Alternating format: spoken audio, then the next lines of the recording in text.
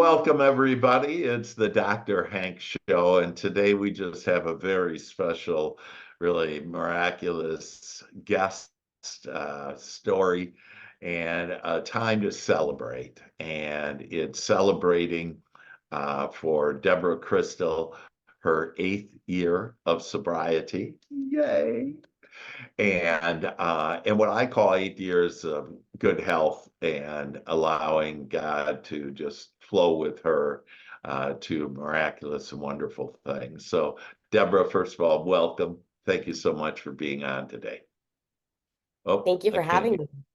Yeah, there you go. Can you hear Yeah, me? yeah, Okay. Thank you yeah, for having me. yeah. It's always I can never say no when somebody asks me to share my story.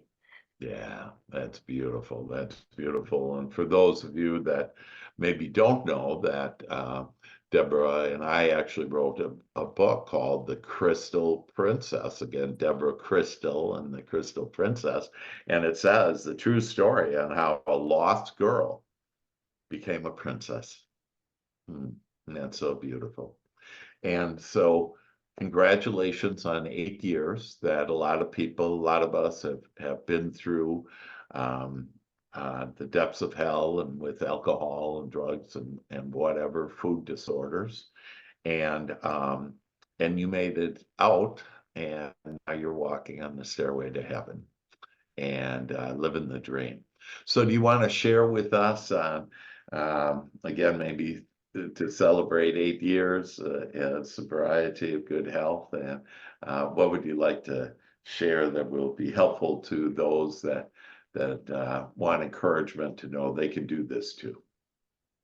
Yeah, and that's thank you, Dr. Hank, and that's my main purpose, of showing up. I want you to know that, you can do it too, just like I am here today, because I would never have believed anybody if they told me 8, 10, 15 years ago that I'd be sitting on this chair right now with even a day of sobriety underneath my belt. I would have been whoa, like, are you sure? Do you know who you're talking to?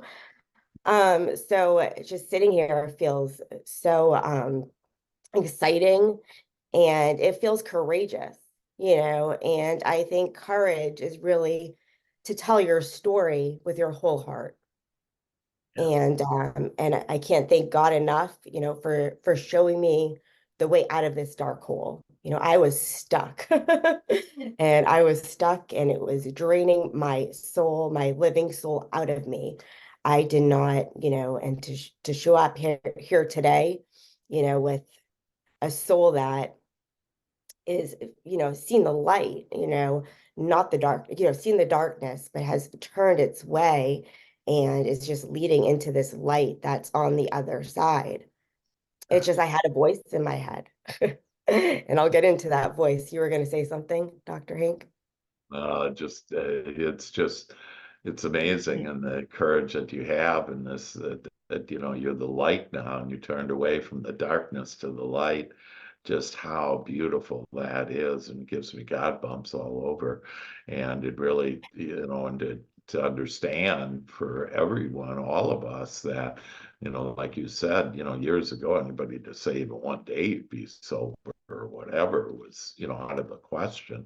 And so miracles happen for you. And so how did all that happen? What are the miracles? Can we expect miracles? Absolutely. We're all in trials. We're all going through things daily. Trust me, I still do. Yeah. Just because I'm not picking up drinking or doing drugs or whatever else I was doing doesn't mean that I am, it's all sunshine and rainbows every single day. And I'm not going to get, stuck in the darkness. But now I know I have it within me, and it's always been within me to, get out. We create our own darkness sometimes, not even knowing it. And I had a voice in my head ever since I was a kid. God knows, I don't know if I came out of the womb like this or, but my mind was always racing. And it was always thinking, um, you're no good, or, why? Just horrible thoughts, right? Not always, but they would come more than I would like. And then especially when I went into high school, it just continue not just my voice, but other people. I got picked on a lot, went into from private school to public school, and people weren't very nice. It was really, you know, for me, it was horrifying. I have some really bad experiences, which I don't really need to get into, but it was that really triggered a lot more of that voice in my head. And that voice in my head got me to do things that I mean, I didn't even know you could do these things, and because it was so extreme, it was so to the point of like, why? Like, why are you doing this? And people would say that to me. Why? Why you? So, and people might be asking you, you're trying to get on your path, why? Right? Why are you not just like boom, boom, boom, let's fix you? Why are you doing this to us? Right? Or you could be so much more. And none of that helped. It was me. I had to be able to tell myself that I could do so much more. So now having 8 years of sobriety, about 8 years ago, I was reborn. It was a whole new birth of my Wow. life that, Wow. and I've lived more in these past 8 years than I have in, the 20 years prior. I got sober, I was about 36 years old, right? And now I'm 41. And that period of time, even though I went through things, right? And even though I was getting to learn to know myself on that time and improving, through that, it's just between that period, I've done more than lifetimes, I believe. I mean, I talk to people these days and they haven't done all these things. And it's because, I made a decision 8 years ago to surrender. And surrendering from a lot of things. At that time, I did not even know I made a decision. I was, the last straw for me was in towards like the end of 2015. I was living in a household. I don't even know if you call it that. And I'm not pointing my finger to anybody when I share about this, or nobody is to blame, right, for this. But just want to make that clear. Um, but I was living in their house, and it was just a hot mess. I was already a hot mess. I've had like 2 DUIs under my belt, and within 5 years, which in Florida is a really big deal. And I was given a choice, um, kind of before I go into where I was going a little over 8 years ago, but before I was given a, a choice, like, for example, when you get 2 DUIs within 5 years in Florida, you either go to jail or you can do like a treatment, go into treatment, right? And I had a lawyer and all that who said, hey, you can do one of two things: go to jail for 10 days, or you can go to like a treatment or rehab facility. And I'm like, oh, I'm fine. Like, I don't need to go to a treatment facility. What? So I chose jail. And then it was during that time leading up to all of that, I discovered way more drugs than I'm proud of. It got out of control. The things that I was doing, the voices, I mean, I started hearing voices.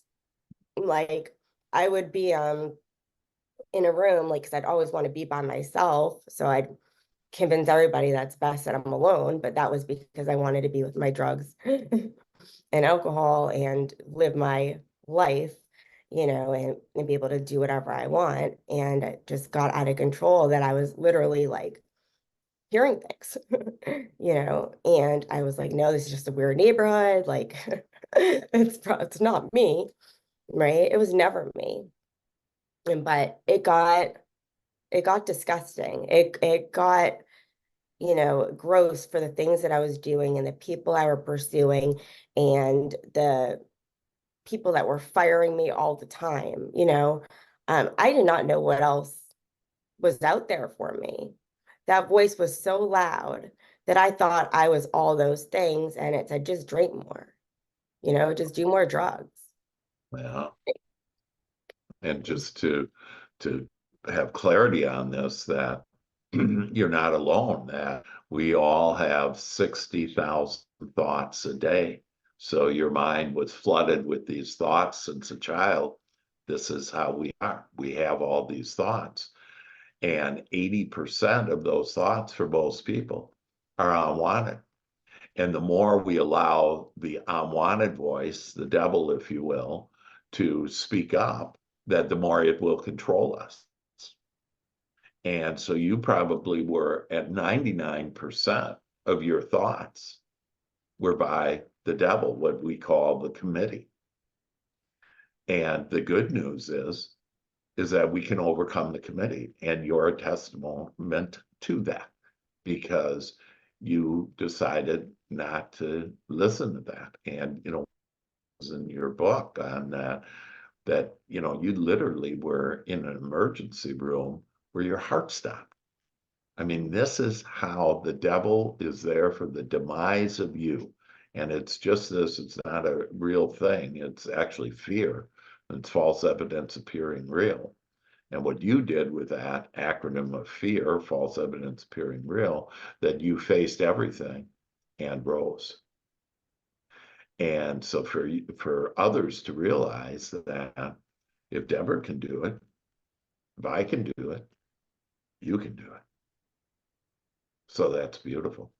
And so you were in the depths of hell. And, you know, we already have a glimpse of it. And again, the committee talking what I call the drunken monkey, too. In fact, what drinking does, and for those of you that are drinking, that probably you think you don't have a problem, or whatever, that, you know, alcohol, in fact, is poison, literally kills your brain cells, is unhealthy for you.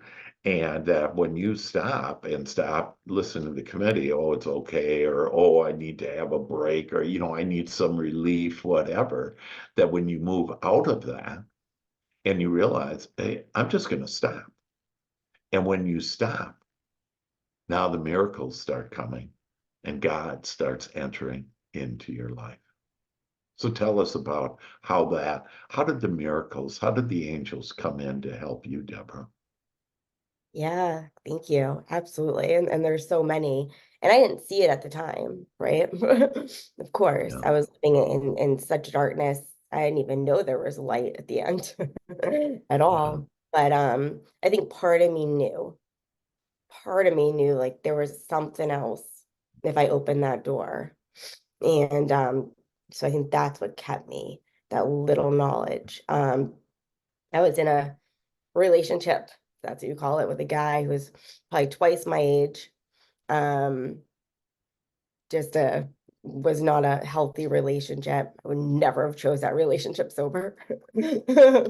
Um, but most of them I wouldn't have either. But anyways, I was, you know, dating him or whatever. Basically, he was just paying for everything. So for me, because I had nothing, you know, I was about to be homeless. There was a warrant out for my arrest. And in order to get out of that, I had to pay my court fees, which I guess were outstanding. And I had to do a few other things, you know, in terms of the law for that. I did not want to go back to jail.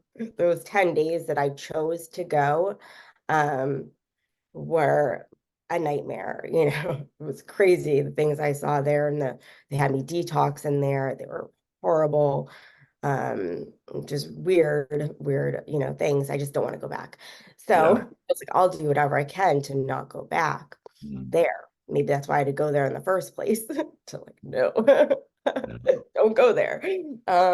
So I was so desperate, and I knew my parents have always wondered what was going on, you know, with me, and they tried getting me help. I did the detox thing before because somebody told me to, not because I wanted to. And Mm. after I got out, it got way worse, like Yeah. way worse. It could even get worse. It got, yeah, it wasn't good. So but they always, wanted me to go. And I knew that if I made that decision, to go, then maybe they would, help me out financially so I don't have to go, back. And they did.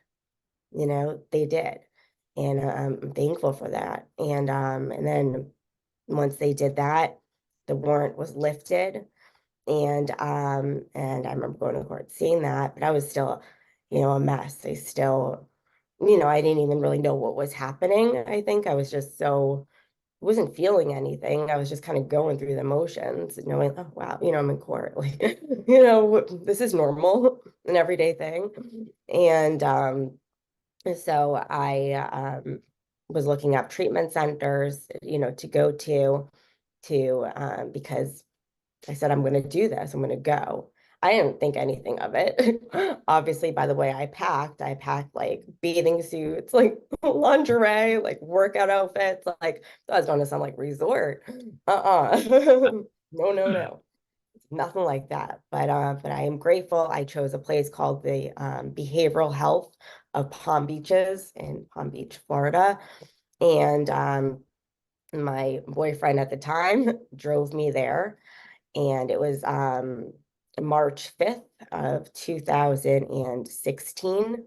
I Wow. drank a bottle of NyQuil on the way, so I wasn't sober that day. That's why my sobriety date is March 6th of 2016. I have it tattooed on me because Wow. forget it with fire around it. It's pretty cool. The guy did a good job. But I think it's Wow. the two tattoo that I got like sober. The rest, I have no idea why I would have ever got that. But anyways, things we do. So the guy drove me there, and they were just like already hooking me up to things. I was not well. Once they started tapering me off or cold turkey off everything. I couldn't walk. They forced me to go in a wheelchair. The person that, the personal trainer, running all the time, really into fitness, was on a wheelchair. Nothing worked. My whole body was shutting down. Um, and I don't remember too much, but I remember them saying, like, you can't make it here. I don't think we have enough care for you, here. And I was just kind of, I was still very numb to everything at the time. I was in a lot of pain. Withdrawal is scary, but trust me, if you get through it, you can get through anything. um, it is scary. Then I had a baby, and don't know what's scarier. So, having the baby come out and all of that. But it is painful withdrawal, and a lot of people don't make it through that. And there's people bringing in, drugs, getting kicked out. It is hard. But if you, but something helped me through it, right? Wow. Something did. And I did. I got through it. I got off that wheelchair. Finally, like things started working, in my body again. I was still in a lot of pain. I was still very anxious. I still had no idea, what was ahead of me of this life. I didn't know how to live, right? I had no idea, how to do a lot of things. So it took that upon bravery, and some faith, right? At that time when I was in that behavioral program, and I said I'm an alcoholic, I'm an addict. I think I felt it for once. Like I actually, believed myself. Yeah. And I prayed every single day to God and got on my knees and every morning. And that's because that's what I was told to do. I wanted to follow it by a T. I did not want to go back there. I was told to get down on my knees and pray to God or leave something under the bed to make sure that it's important. I'm going to need it in the morning to remind me to get down on my knees. Of Wow. course I did that. I did whatever was said. And I had no idea how much this whole program was costing me. Mhm. I had no idea. It's like, oh my God, like if that's going to be another thing I'm gonna have to deal with when I get out of here. But no, didn't cost me anything. Wow. Hmm. Surprise, surprise. This really amazing treatment center because my insurance or something, covered it. And Wow. that was another miracle in itself. So Yeah. I was meant to be there. Yeah, yeah. So just really amazing, and to help people know that you can. Yeah, I made some notes here, and um, just know that there's a door that can be open for you, and it's the door of God, the door of light that can be open for you. And so just because of time and about this is kind of like where you were, then how did you get out then? What are the miracles that, and you already shared, some of them, that you had this guy that did drive you there, and, you did go into this place and somehow it was paid for by insurance, and you probably didn't even know you had insurance. And, um, and so kind of how did it go then to get to where you are right now, and to have everybody understand where you are? You're one of the leaders of a $1 billion company, that you just had an all expense paid vacation. You were basically told you couldn't have children. You have two beautiful, girls, that you're living your dream. You're living it back in Florida now. You have your dream home. I mean, that's what the end of that is. But can you talk to us a little about how this created superpowers for you, on what you went through, and why this was always actually a blessing, because it did create those superpowers to have the life that you now have? Yeah, absolutely. And I'll share, a little story that I heard once, and this is very accurate. And it's saying two men are lost, like in the woods, like they're completely, lost in the woods, and did not know, their way back, at all. Like they had no idea where they were. One of them was an addict, and one, was not an addict. It's the addict that would make it back. They would make it back home. Somehow they would find their way. And that is so true. Whether it was when in those dark days I would find my way to, pick up a drug or do whatever I needed to do that. But on the other side of things, I knew that I had that within me to always find my way through the hard times, through the struggles, through the not knowing, through the, how's this going to be? Is this really, how am I going to live my life without, drugs and alcohol? Like through all of that, I had to figure it out. And doing that and then figuring it all out, I couldn't quit, you know. Nothing could stop me. Nobody, what they said, there's a stigma, around addiction, but I couldn't let that stigma, or what people would think about me, stop me. And so I kept going through the maze. I listened to my sponsor in AA. I needed her at that time. I needed AA for a little while to connect with people. And I needed them to help me to get my wings, to open up, because I was already flying. I already knew I had the wings, because I would not have been there if I didn't. But I needed some other, that light energy along the way to continue that. And I learned to trust that. So I had to trust other people that had what I wanted. I had to trust other people to say that you're having a spiritual experience, and that's the way out, is through the spiritual. I had to trust that. I had to have a deeper relationship with my creator. And then as I began to trust that journey, I was only looking one way. There was no way back. I was only going forward. And it's that tenacity, that kept me going. It's that desire to, hustle my way through with anything that I do. And it was my desire, to really to lead with heart. It was my desire to be, love, and on my way, be like those people that helped me, right? They weren't getting compensated for it. They were helping me, from their heart.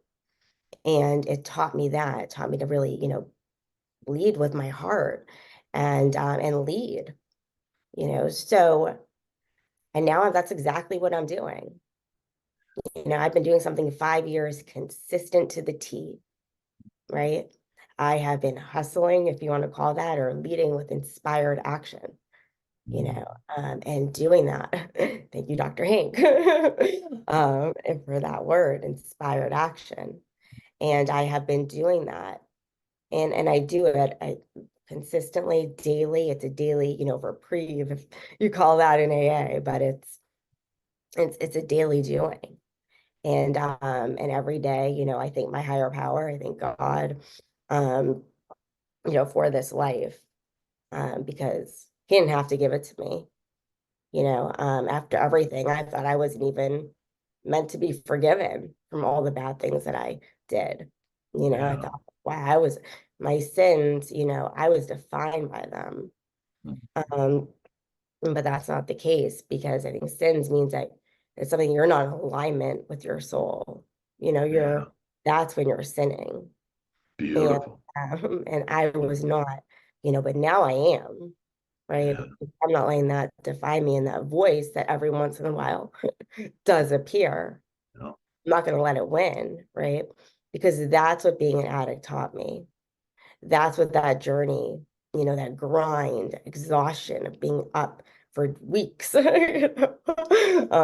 trying to live, trying to, not feel the feels, right? Just trying to fake it till you make it, for so long. And now just putting all that, and, just going forward. And people always said, even my aunt said, I mean, you're tiny, but but you're made of something. Like, there's something big. There's a giant within you.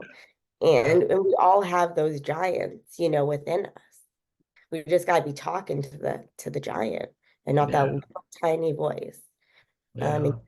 And choose that path. Make a decision. I made a decision to get sober. I Yeah. didn't really know I was making that decision, but I knew I wanted something different. I wanted what was ever down that door, because this was getting too dark, too filthy, and it just became unbearable.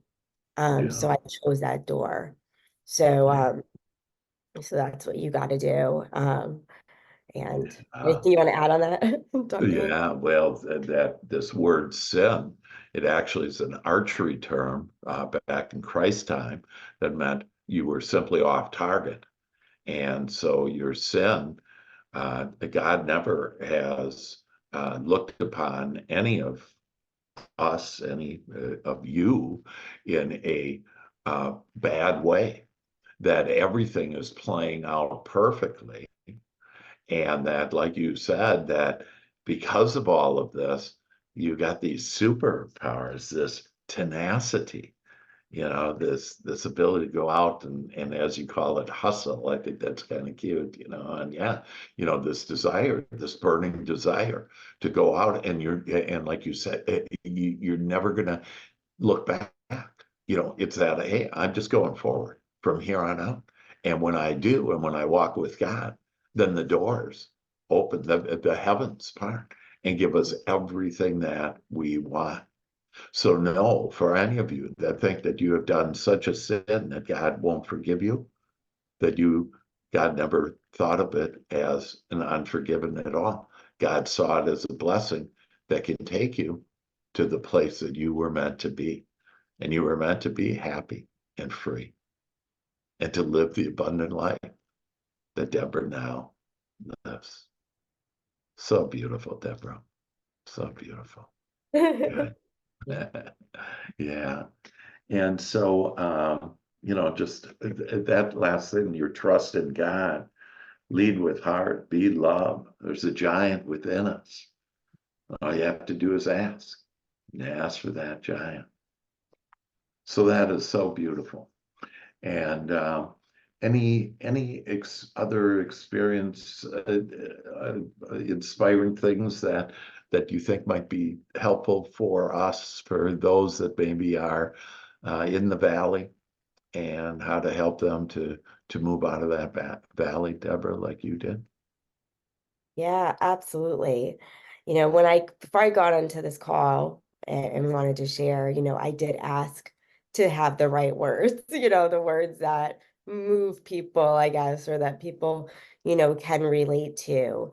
But I hope that, in listening to my story, you found that, maybe there's another way that you can look at things in your life. And I really hope, I mean, that is my desires to make an impact and help people.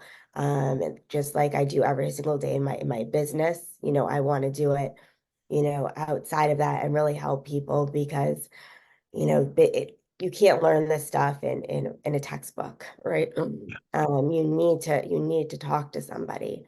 And that darkness, made me want to always be the light. And no matter who you are or what you're going through, I always can see myself in you because, this life that I have today was just so divinely, kind of handed to me. Having a family that, I have two girls, a 3-year-old and a 9-month-old. I was told I could never have children. I'm 41, I had them late in life, right? But doesn't matter. What's that even mean, right? Yeah. So it's just to show you, like, you can start over anytime. You just have to make a Yeah. decision and you have to, Yeah. it's a choice. So, make that choice because it can lead to so many miracles that you never anticipated. I was happy just having an amazing boyfriend, with Nick, who's now my husband. I was happy he was my Yeah. boyfriend and he wanted to be a part of my life. And I attracted somebody like him, Yeah. into my life, Mm. and I kept reminding him, like, hey, I'm gonna have to blow in that thing, in the car when we're driving, Well, is that okay with you? Right? Like in the beginning, I thought, like, are you serious? Knowing my story, knowing this, but no, your story is what makes you, who you are. And so regardless of whoever you have to tell or whenever you have to make that decision, you're doing it for you.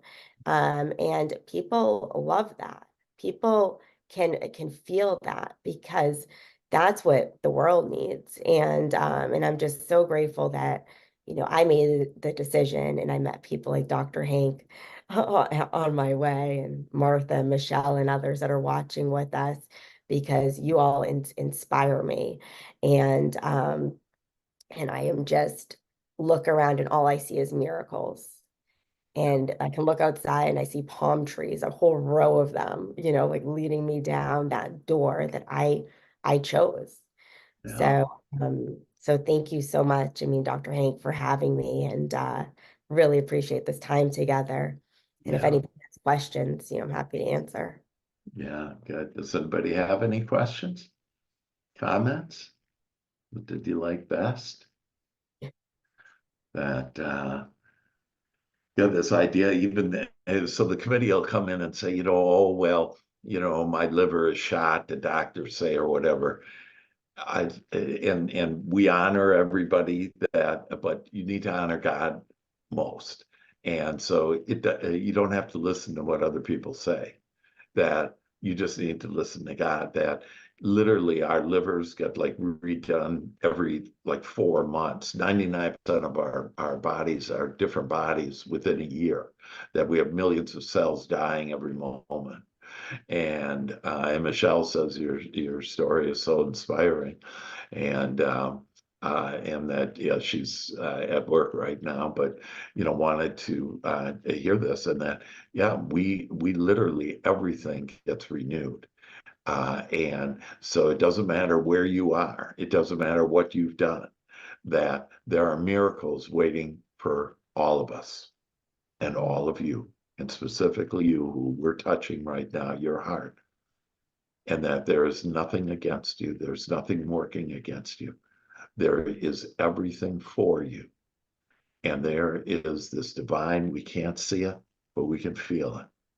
And there's this divine loving energy, God, our angels, our archangels, that they're all there to love you, to support you, to guide you to your lighted path. And we all have our lighted path, and we can all have it. And it's just all a matter, like Deborah said, is just choose. This is the path now. This is the direction I want to go. And we will give you all the support, all the love, everything that you need. And you will start having miracles happening in your life like they happened with Debra Crystal. I actually have a question. Amen. Amen. Yes, Martha. So I wonder, Deborah, advice to uh, a person who has a family member who is a substance abuser. Um, my brother has been for most of our adult life, and it's gotten to the point where I don't want to use the word give up, but I'm really exhausted. Um, your story resonated because he has gone through the DUIs. Been in jail, and um, I forced him to go into rehab, and it was really hard because I felt there was some resentment on his part towards me, to the point where he was telling me like I was mothering him too much. At one point, when you said people would ask you, "Why are you doing this to us?" Mhm. Especially now, we have my mom who's 87, the stress that it's causing us, and there's really no answer. So I'm trying to detach because it has to be him. Mhm. And feeling the resentment, at one point he did tell me, "I didn't ask you for your help." Like, that was a stabbing, you know. But Mhm. I still love him as my brother. I'm doing this because I feel like it's what I'm supposed to do. But for my mental health, I'm trying to detach. What advice would you have for me? Yes. Well, thank you so much, for sharing that, about your brother. And obviously, I mean, you love him so much and, you want the best for him. And there are programs too, like as well, like besides AA and NA, they have, what's it I've tr- called? I'm I'm sorry. sorry. I've tried to get him to But for even you to go, they have one for the people that have been impacted, by somebody else, family member. And it's another great support group that they do have available. It's free. Um, and it's something else. And one time I went just to learn what other people were saying, about about that. But yeah, Al-Anon. Thank Yeah, you, Michelle. It was on the tip of my tongue. yeah, I wouldn't.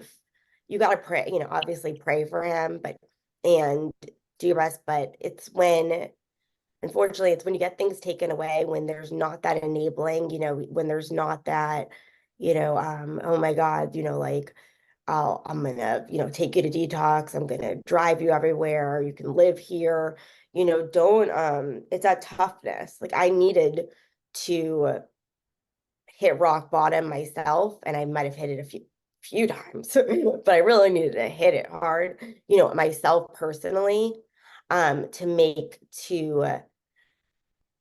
that connection, to ask for help, to ask God to, get on my knees. I had to be knocked down, to get down on my knees so many times. So you can love him. Obviously continue loving him and praying for him.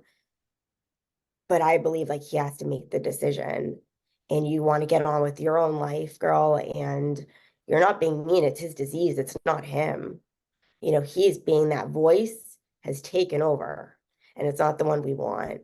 And he's in a dark place, but don't go down there with him. It is a family disease, but I would, you know, distance.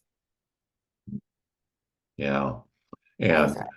if I can, that Yeah. that was, yeah, that Martha, we're all on our own path. We're all the creators of our own experience. And so even our committees are judging like, oh, this is too bad. But see, if I would have seen Deborah 9 years ago, I would have thought, oh, that's too bad. But it actually led to this magical moment right now, right here and right now, where we're able to see Deborah is alive and well and thriving. And because of her thriving, it influences other people to then thrive. As I thrive, so the world thrives. And so for you, Martha, and again, we've been taught this from other committee members, they meant well, but oh, you got to take care of them, and you got to, in essence, enable them. And that it's not your job. Your job is not to fix the world or other people. It doesn't need fixing, even though our committees say, oh, my brother needs fixing, that your brother is experiencing on his path. And whenever he transitions, and all of us, whenever we transition back into the non-physical, that we'll see our life as being perfect and not have these judgments. So when you can let it go and realize that all is well, even though, again, you're looking at your committee and saying it's not very well, but look at what has happened. He just gets resentful. He doesn't want your help. He says he didn't ask for your help. And I love what Debra said there about that he's on his own path. And for Debra, she had rock bottom. And that's where she needed to be. And your brother needs whatever, and he's doing it. But if anything, look at the blessing. Everything's a blessing. And this can help you now rise above your committee. Send him love and well-being, and now move forward with your life, because as you thrive, so the world will thrive, everyone around you, which means you'll actually impact your brother as well. Whether or not he changes, your committee makes judgments on, oh, he's supposed to be doing this, that, just leave all that alone. And you're here to create, and to create more freedom and more joy for yourself. So don't be locked in a cage because of your brother. That unlock that cage, release him, and know that all is well. And that, again, if you don't thrive, then people around you don't thrive. And so, and one specific person that you can really help thrive is your mother. That she's stressed. Stress kills. Number one killer is heart disease. It comes from stress. And so this is all just fear, false evidence appearing real.